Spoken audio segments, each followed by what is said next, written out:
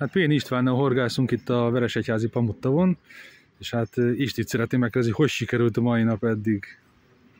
Hát nagyon eredményes volt rögtön az elején, második dobásból sikerült az első alatt kifogni, úgyhogy ilyen kisebb méretű csukával voltunk, vagy azt sikerült ugye kifogni, aztán utána a többieknek is sikerült, akikkel most együtt horgászunk, szintén egy-egy csukát fogni, úgyhogy igazából elégedettek vagyunk, én azt gondolom.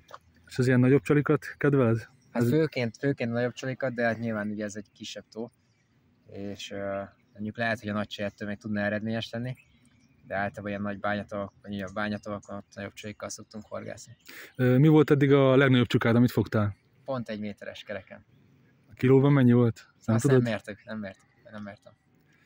Azért az már ilyen 10 kiló környéken volt, biztos ebben. Honnan jött neked a horgászat szeretete?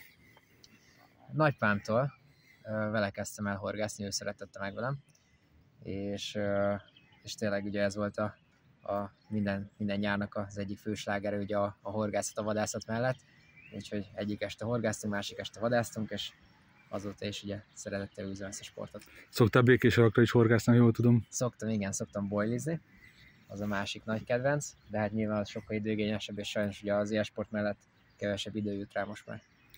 Hogy vagy most? Hát ugye közeledik az olimpia, megvan a kvótád, pihensz, lehet, hogy pont ez a kis pihenés fog hozzá segíteni az, hogy jó eredményt érjél el? Igen, egyébként nagyon sokszor az, hogy versenyek előtt elmegyek horgászni, mert kell egy kis kikapcsolódás, nagyon jó szerintem a mentális egészségnek a horgászat. Úgyhogy hát nyilván készülünk nagyban, pár hónap múlva olimpia, már kevesebb, mint 100 nap van hátra, úgyhogy ilyenkor azért már felkészülés is nagyon zsúfolt, és hát nyilván ugye egy cél, hogy az olimpián legyen a legjobb forma. 100 nap múlva beszélgetnénk, akkor mivel lennél elégedett? Hát azzal lennék elégedett, hogyha jobban szereplek, mint Tokióban, ugye Tokióban 5. voltam, és ezzel szerintem elég sokat elmondtam. 4. helytől viszont nagyon közel lenne az érem. Ez így van, úgyhogy minél előrébb.